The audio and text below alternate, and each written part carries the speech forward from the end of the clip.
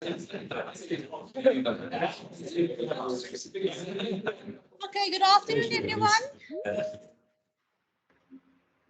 Oh, that was quick. Usually it takes a bit longer for me to keep everyone a bit more quiet. But welcome. Thank you so much for joining us for this very important talk. And just on behalf of the Division of Public Health Medicine, Healthcare Workers for Palestine, South Africa, and Health Justice Initiative, we all welcome you to this talk. And so what you saw prior to this was a list of names that was scrolling up continuously for about 4 minutes. And for 4 minutes, it was the name of every health worker that's been killed up until now. So that's what those names were. And to give you some context, on the last stats that I have from the 16th of February, it was 340 healthcare workers that have been killed, 356 that have been injured, and more than 100 that have been arrested, many tortured. So with regards to who's hosting, like I said, I'm from Healthcare Workers for Palestine, South Africa. We are an advocacy group that are advocating for the health crisis that is currently unfolding in Palestine. With healthcare workers being targeted and the health infrastructure being targeted and the pending public health crisis that has resulted from that. And so we aim to do that through advocacy and through amplifying voices of other organizations that are basically trying to highlight the same issue and the same plight. And so I just want to very quickly call up Fatima Hassan from Health Justice Initiative to just, in 1 minute, tell us about your organization. Thank you.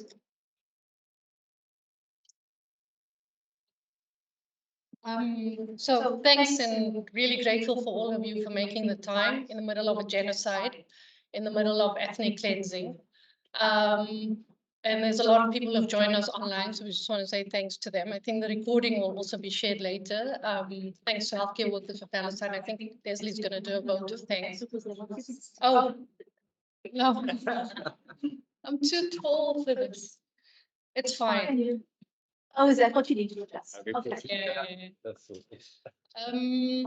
So I think I first heard Emma speaking, you don't know about this, but at the vigil at Sea Point, it's fine, in Sea Point. And so I'm just really honored and appreciate your voice. I think people are underestimating what it takes for people to be courageous, to speak up. We know, we've grown up in this country, we're all the children and grandchildren of apartheid. And yeah, to have people offer solidarity from as far as Ireland, Canada, Germany, even other parts of Africa, I think is really important. And just kudos to Healthcare Workers for Palestine around the world who are trying to amplify these important voices. You've given some of the stats of people who've died, and I'm sure Emma's going to speak about it, but from where the Health Justice Initiative comes from, is to accept and acknowledge that within this brutal occupation, every single health facility has been attacked by the Israeli military. And what we are witnessing is unprecedented, and I think that word is overused, but we are seeing healthcare being used as a weapon of war. And it's time for more of us to speak up and speak out, and I'm sure Emma will explain and illustrate why that is significant and important. So all I want to urge you today is to go and tell 10 other people about what you heard, what you hear today, what is happening, to call on your professional bodies, professional associations, universities, to condemn what is happening and to support South Africa, not just at the ICJ, but in terms of its efforts for an arms embargo, for trade sanctions, and for a range of other demands that we'll be sharing with you in the next few days. So thank you for being here.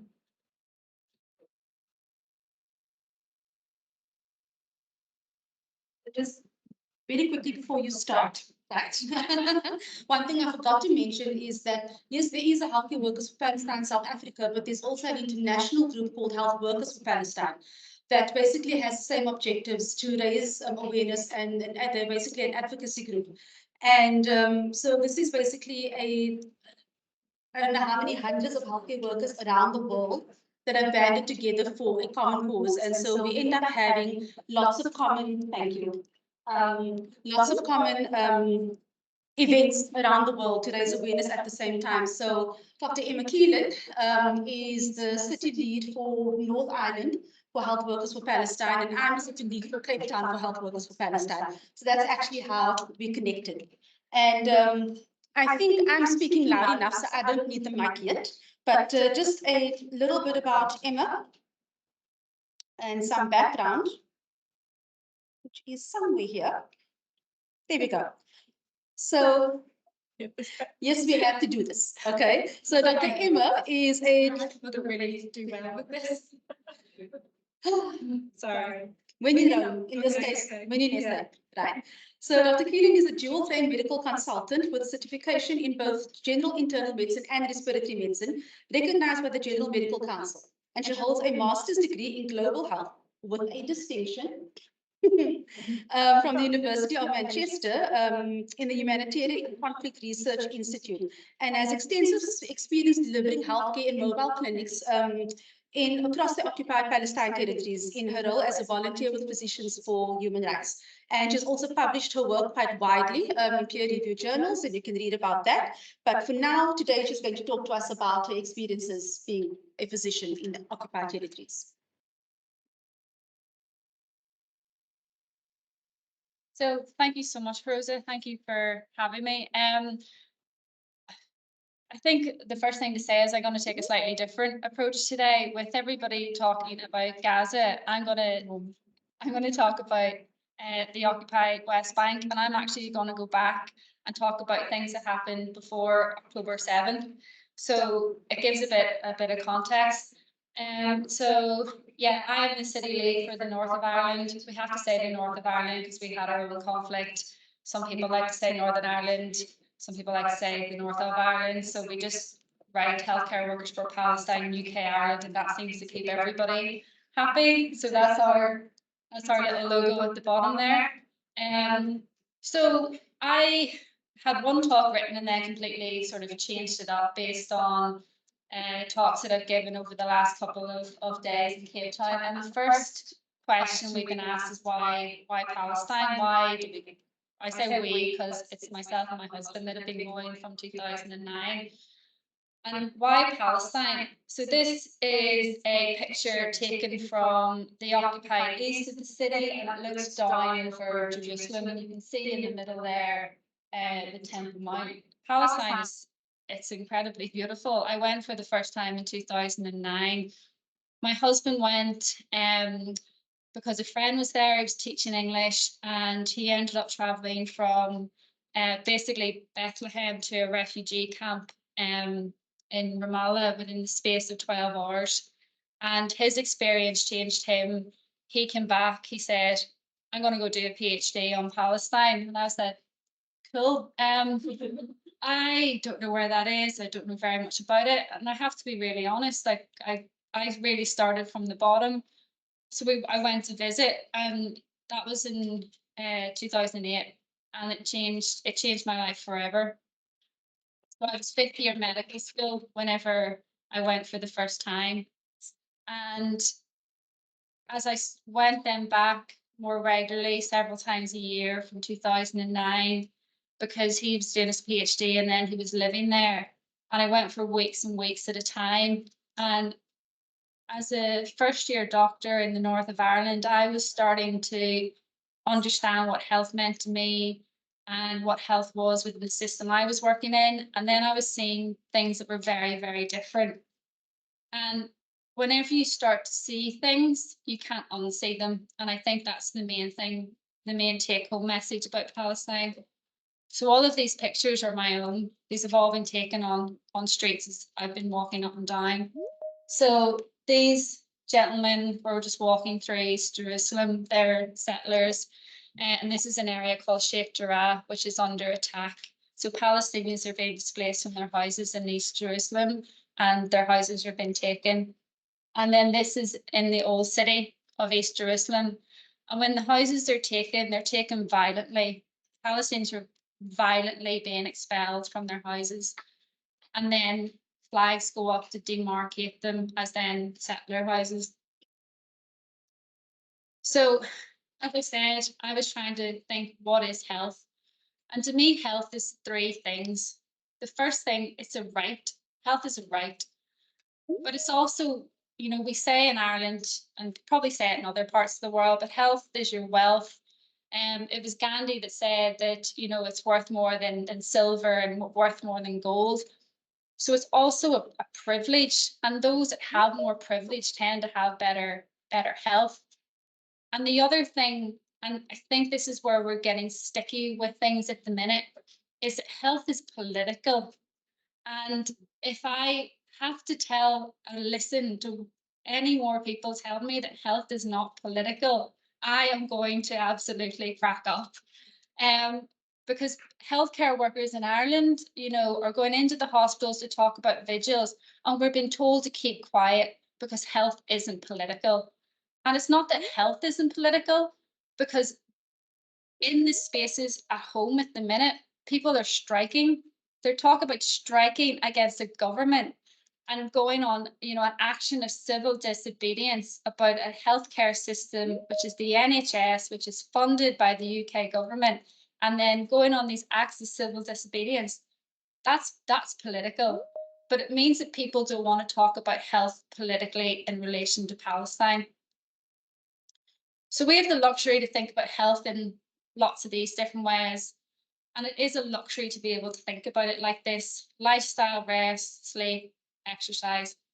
And I just want you to look at this for the minute, because I'm going to unpick all of the ways that Palestinian health is affected in all of these different ways through the occupation in the West Bank. So I know the room's full of lots of different people with lots of different experiences, but we look at our social determinants of health. And to just, not sure if I have it. Oh no, that did not go well. How do we get back on again? Oh, there we go. Clearly I don't have a little pointer. But we look at things like employment, housing, safety, what else do we have? Hunger, support systems, health coverage, and how these culminate to our health outcomes for morbidity or mortality or life expectancy. What is happening in Palestine is more than just poor health, it's a systematic unpicking of health at absolutely every single level. And at any other kind of, you know, sovereign state throughout the world, we can think of health politically in this way. How are things such as, you know, what our governments do, what our governments say, how they make state laws, federal laws, executive orders come to affect the population health. But what is important is that in Palestine, Israel, as the occupying power, retains the responsibility for protecting and fulfilling the right to health. It is up to them to ensure equity and to ensure the fair distribution of resources and non-discrimination when it comes to healthcare for Palestinians. And this is where the political determinants of health then come in. So it was Daniel Dawes in 2020 who started to then refer to things such as the political determinants of health. And essentially what this is, it's the power relationships and the distribution of resources which can adversely exacerbate health inequality or can ensure better health equity. And we'll come back to things such as necropolitics then whenever we sum up at the end. But these are just a few little, I haven't got many words in this presentation, but these are just a few little stats on health. So life expectancy at birth in the occupied Palestinian territories is 75 years of age. In Israel, it's 85 years. Infant mortality under fives is approximately 15 per thousand, and it's much higher in refugee camps. 44% of the population is children, and another quarter of the population is between the ages of 18 and 29. Maternal mortality is 4 times higher than in Israeli women, and non-communicable disease is the leading cause of mortality. And I hope that through some of the next slides, you'll be able to see some of the reasons why that is. But as it stands, 25% of the West Bank have refugee status. And prior to October 7th, 70% of Gaza have refugee status. So they were displaced in 1948. And the lived reality for Palestinians is all because of this idea of settler colonialism. And settler colonialism, if we want to think about it in 4 easy ways, could be summarized as expansion, denial, expulsion, and exceptionalism. And these are the 4 kind of frameworks that I'm going to just try and show you how the occupation affects health within the occupied West Bank. Because ultimately what it does is this. So this is a picture from the wall, the apartheid wall, and I think it sums up things very well. Freedom of movement, lack of access to water, lack of equality. You don't get opportunities, to have a lot of these things in Palestine. And we can see, I talked about the wall, but we can see actually that Palestine is disappearing. So this is from 1946. It says today, I made this presentation in 2021 and used this slide, and I had to update it because Palestine is disappearing. And it's disappearing because of Israeli land grabs and because of settler expansion. And these things have an impact on health. And I'm not going to go into politics and things, but what I do want you to know or just to see is that whenever the wall is put into place, for you to move between the wall, this is what it says to Israeli citizens. So under this road leads to Area A. Area A is supposed to be administered by the Palestinian Authority, and that is important. So Area A is supposed to be administered by the Palestinian Authority. The Israeli occupation forces should not be in Area A. So this is areas like Nablus, areas like Tukarim, like Bethlehem, like Ramallah. I'm sure you've heard of the Israeli army going into Jenin, to going into Bethlehem, to going into Nablus. So also the picture on the bottom, as you can see, it says you're now going into Area A. And these are election campaign posters for Israeli politicians at the bottom. So this is the separation wall. It's illegal. It was ruled illegal in 2004 under the ICJ. It has gotten bigger, it's gotten longer, it's gotten more militarized since that time. And it's not just about building a wall. You can see a difference between the 2 sides in the photo. The black water towers on one side that don't exist on the other. Palestinians have their access to water affected. 1.4 million Palestinians live with a severe or catastrophic reduction in their water. If you don't have access to clean water, you have issues then with sanitation, you have increased risk of diarrheal disease. It costs money to buy water in Palestine. Every house in Palestine has this on their roof.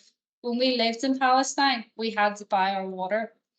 It then sits in stagnant tanks. It leads to issues. The water is not always clean. You then have to buy bottled water. Bottled water costs money. So these all impact health. And where is the water going?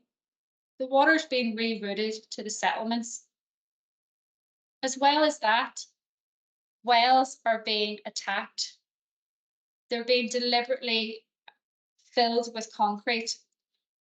The lack of access to water affects agriculture for Palestinian farmers. That affects people's ability then to go to tend to their crops, to make money, which then leads to further poverty, which in turn affects health. This is a picture of the wall from Bethlehem. That's Brennan standing there, so it's not an insignificant, you know, piece of infrastructure. It's massive. You can see on the far side, it's heavily militarized. There are checkpoints everywhere. And also, if you can imagine, just to the left of the photo, this is actually at the point where it split the wall between two brothers' houses. So this was family land, and they put the wall down the middle. So one brother lives on one side and one brother lives on the other. What does this mean? What does this mean in relation to health? Well, one brother now lives in Israel, essentially. So he has access to the Israeli health system. He's considered a Palestinian within 48. If he has a heart attack, he can go to an Israeli hospital and seek healthcare, quite quickly. That will be about 7 kilometers down the road. There's no cardiac unit in Bethlehem. The nearest proper cardiac unit is in Ramallah. For the brother in the West Bank, if he has a heart attack, he now has to try and get an ambulance to take him to Ramallah, which is about 17, 18 kilometers away. And he must now go through checkpoints. He has to go currently through at least 3 if they're open. And that doesn't include the flying checkpoints, which can occur. And he can be turned back at any checkpoint along the way. On a good day, that could take up to about an hour and 15 minutes, whereas the brother on the other side could be at a hospital in 15. And time is heart, time is brain, time, time is your health in a situation like this. And it also costs more money. So if the first brother needs to attend the clinic, it's going to be an awful lot cheaper for him to attend than it is for the brother who's stuck on the other side of the wall. And the other issue you get is in terms of the camps. So this is Ida refugee camp in Bethlehem. And it's surrounded on several sides by the wall with this very kind of narrow entrance. And the design of the camps is, it's deliberate as well. It would take nothing to close off the entrance to the camp. And this happens frequently. Shufat refugee camp was closed for 5 days in 2023. It's home to 30,000 people. And during this time, patients who attend for their dialysis couldn't go. Women couldn't go to give birth. They had to give birth within the camp. These are statistics from the WHO, incidentally. There was somebody with an acute abdomen, so they potentially had a surgical issue. They couldn't get out of the camp. And there was somebody with chest pain, couldn't get out of the camp. And there was somebody who was having an epileptic seizure who couldn't get out of the camp.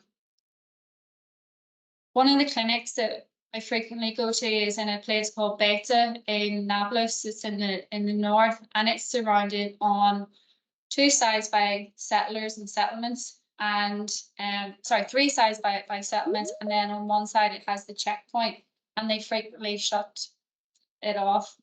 And it's the army go in quite consistently to the area, and it's home to 10,000 people. And the last time I was there in May, they told me that in the previous, since we were there the year before, that 6 women were forced to give birth at the checkpoint, and that 2 of the babies hadn't survived. This happens over and over and over and over again. These are just the stories that I have. And these are what the checkpoints look like. So this is the big checkpoint in Bethlehem. Bethlehem's in Area A, under Palestinian control. This is another checkpoint in East Jerusalem, incidentally outside a convent for nuns. And this is a checkpoint in Hebron. And you can see, if you imagine trying to navigate these spaces, they're violent spaces. Women in particular are subject to sexual harassment at these spaces. They can be asked to remove their hijab as well. And they're also subject to not being allowed through and denied entry. And this is a slightly different checkpoint. So at the point between moving between the West Bank into Israel, you have these larger crossing points. And if you are granted, but you have to get permission to come from the West Bank into Israel. Just if to do that, you have to ask for a permit. About 15% of the West Bank permits are usually denied. And that can include being denied access for cancer treatment. The same principles apply in Gaza as well if there is crossing. And to be honest, usually the permit denials are much higher at Gaza. What actually has to happen is this. So you get one ambulance that takes you from wherever you're coming from in the West Bank. You go to this crossing or another crossing point. Then you have to get out of the ambulance, and then you have to get into a second ambulance from on the Israeli side to then go to the hospital. 93% of ambulances, that 93% of times that happens. So 7% get through from the West Bank directly. And there's delays. So the average delay in transfer time in an emergency is an hour. So that's an hour between getting out of one ambulance, the next ambulance actually being there and moving between. And these spaces aren't, this is actually really quite big. So you're only seeing one side of it. And it could be cold, it could be wet, you're unwell, and you're being pushed along in a trolley. And these can also be closed. So Erez is at the Gaza checkpoint. It was closed for 5 days in 2022. And that meant that there were nearly 900 cancelled medical appointments, and a third of those were for cancer patients. And it goes on. So denial. So the permits we've talked about, but there's also the dual use policy, and this particularly affects cancer patients. So if it's thought that a substance or a piece of equipment could be used in a way that would affect Israel's security, it's not permitted within the West Bank or in Gaza. And the main issue that it pertains to within the West Bank is things like PET scans and radiotherapy. So there's not the same access to these, which is why cancer patients have to travel from the West Bank in the first instance. But also just the general sense, if doctors in training, there's no PhD programs that occur medically, to my knowledge, and the last time I did this in the West Bank.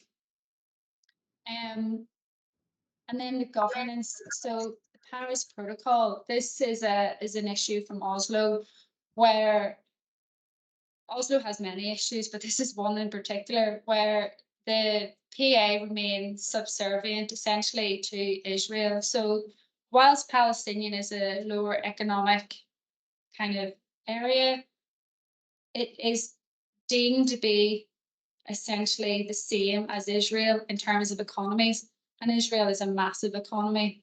And that means then all of its imports and exports are taxed in the same way. And it's not allowed then to import medications more cheaply like countries in the global south can do. So it can't import from China, it can't import from India. It's completely beholden to Israel for its imports of medication. And this is why I have Teva up here, because Teva is a global Israeli pharmaceutical company, and it's on the boycott list for a reason, because it also has parts of its company within settlements in the West Bank. And the amount of medications then that are available to patients at our clinics is so small in comparison to what I would have at my disposal within the UK. There are no inhalers, for example. I'm a respiratory doctor. There's oral salbutamol. I've never seen oral salbutamol before I went to the West Bank, because it's just not something that we use anymore. We use, there's such limited supplies of insulin, and to buy insulin is so expensive. There's metformin and there's basically glucophage.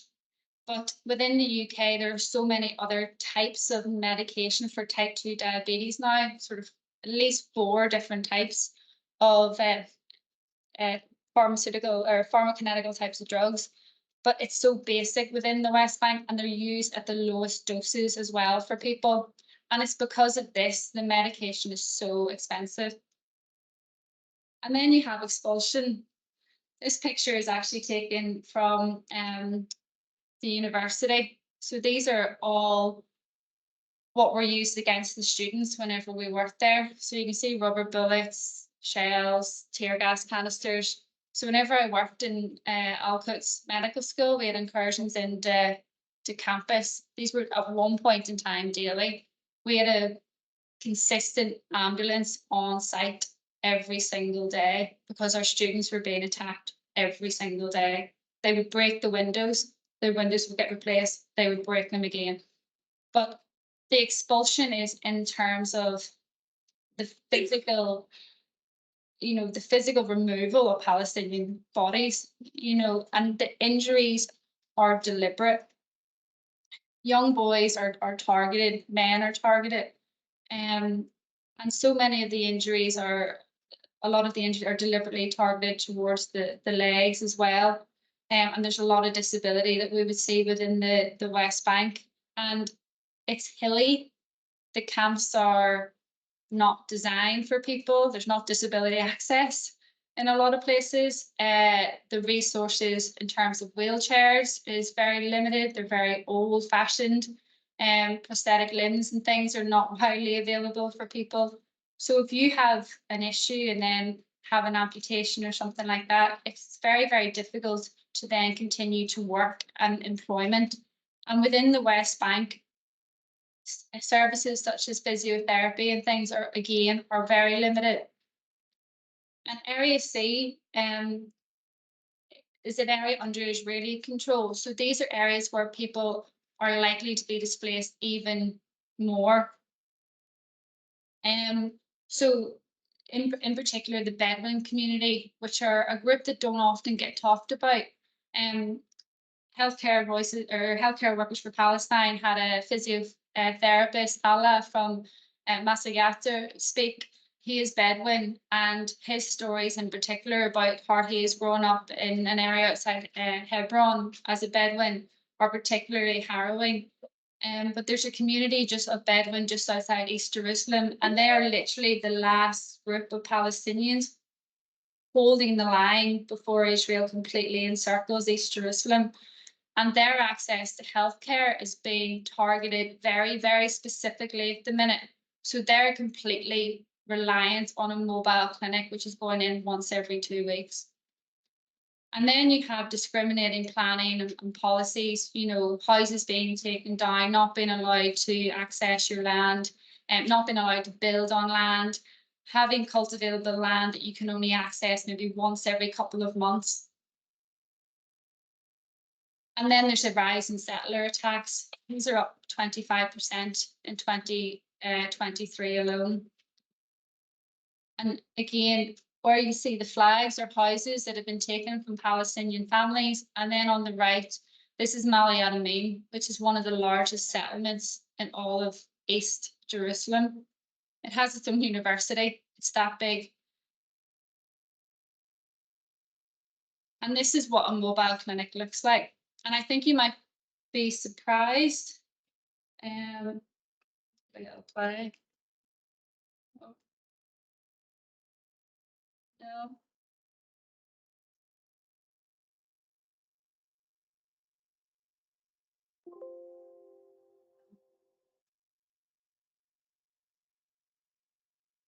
Essentially, we set up in schools. Is it a video that you're trying to play?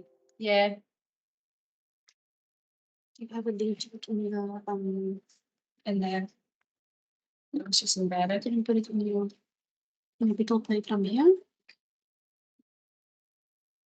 Opening. Do we have any techie people here? I have it on my computer if anybody wants to come and see afterwards. Through the browser, not PowerPoint. It's embedded in. Copy the link and then open Edge and pen.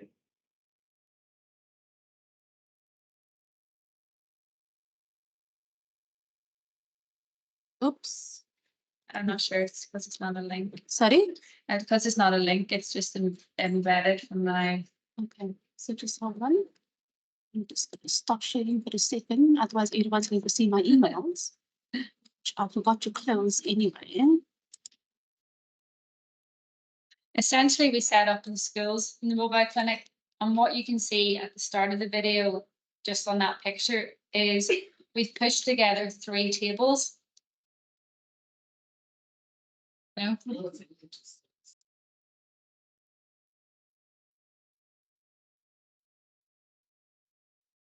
I don't think we'll, because it's not it. Should we leave it I there? think we just lay. I'll happily lay if anybody wants to say it. I have my computer and it'll play on that. Sorry about that.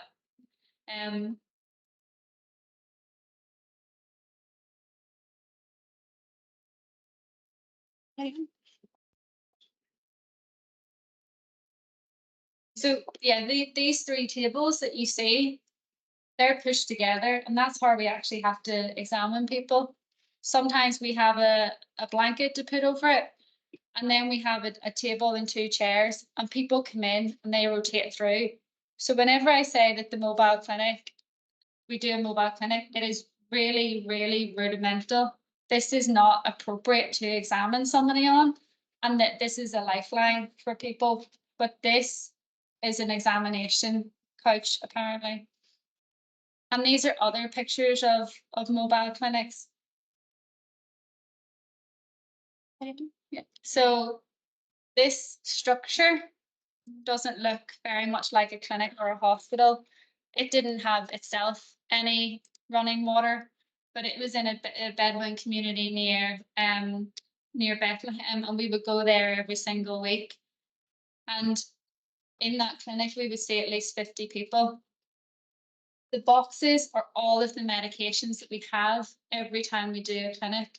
So once they run out, that's all that we have as well. This leads to particular problems. So if somebody's on a brand of medication for their high blood pressure, and then we run out of that medication, the options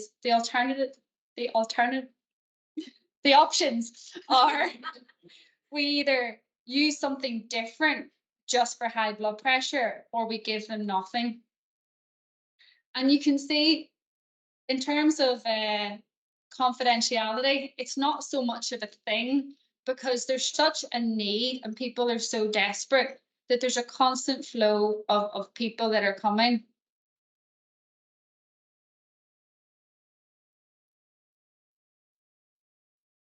So we have very specific challenges at the mobile clinic.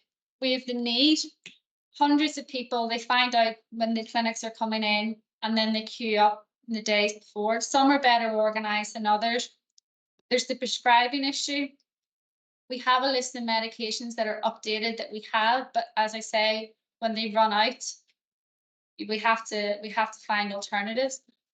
There's a compliance issue in general, because so many of these people are reliant on the clinics to come in.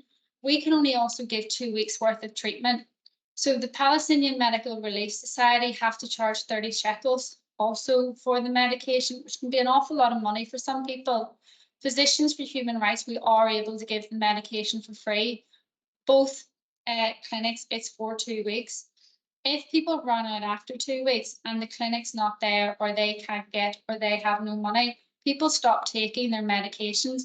And this means then that's why non-communicable disease is such an issue. If you get 2 weeks worth of high blood pressure medication or diabetes medication, and then you don't have it for several weeks, frequently we're seeing people with the complications of high blood pressure with, CKD as a result of it, or we're finding people, with the complications of their diabetes, and poverty leads so much into that.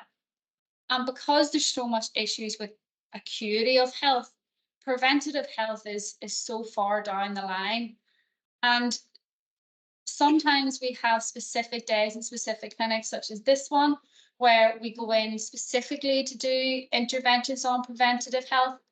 But to give an example, in terms of women's health, 60% of women don't know how to do a breast exam for breast cancer. And that's why the 5-year breast cancer mortality rate is 40% in Palestine, whereas it's 85% in Israel. So your survival rate is so much lower in Palestine. And that's because 80% of Palestinian women are diagnosed at a metastatic stage. And it's because of so many of these things. And there are particularly vulnerable groups, those with underlying health conditions, those who are women, children, pregnant women, and mental health is a very big issue.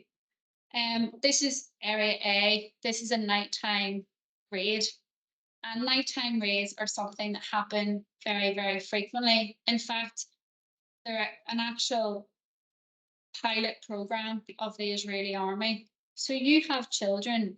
So not only is there a statistic that I think 88% of children have seen or experienced somebody close to them being killed, you then have the concern, because children are also being taken in these raids and put in administrative detentions in prisons. Children aren't sleeping, parents aren't sleeping. There's such high levels of stress. And people have asked me a lot when I'm talking about trauma and PTSD. PTSD in Palestine, you know, you can't really be post anything whenever you're continuously being traumatized.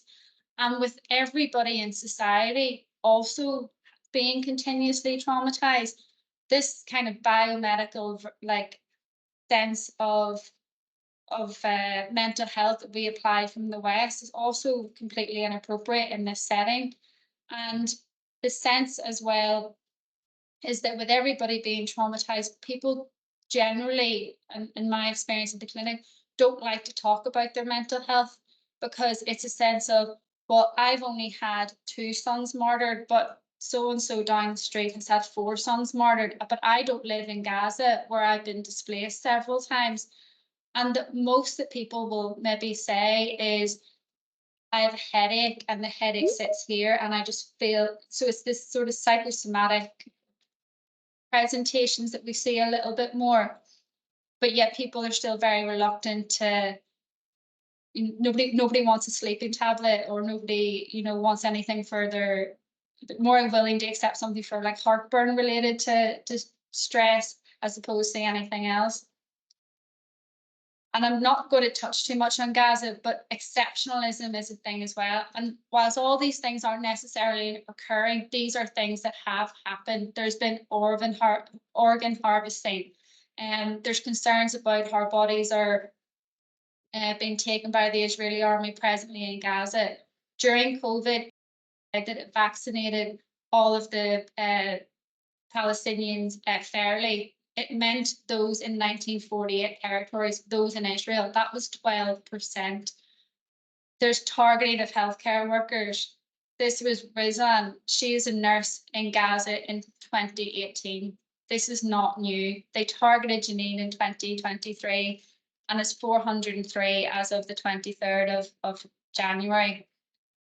And there's been a siege on Gaza. There's been calorie counting on Gaza. These are things that have been said, that Palestinians need less meat, Palestinians need less fruit and vegetables.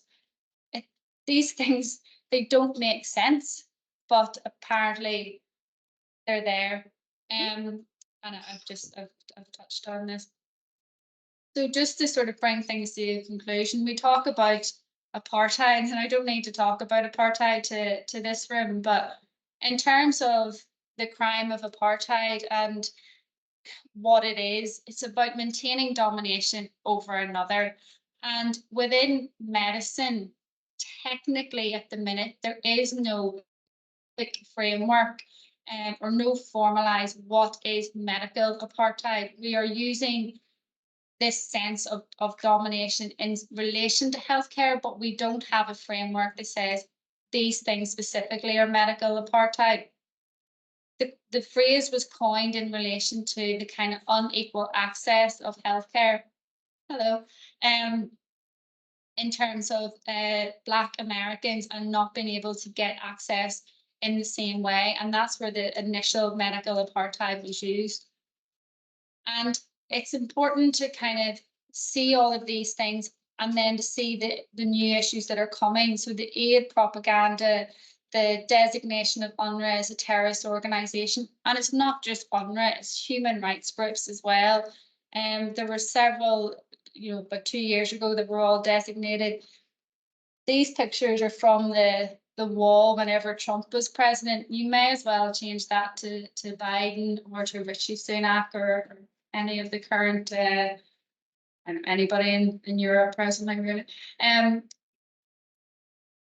So essentially what I'm trying to say is Palestinians live in a state of managed death from the minute that you're born all the way through in the occupied Palestinian territories. This is really what's happening.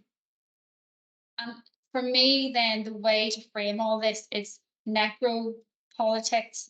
It's about this idea of the living dead, and that is what Israel are doing, unpicking health until Palestinians really at no point in time have a sense of having good health or truly being able to live.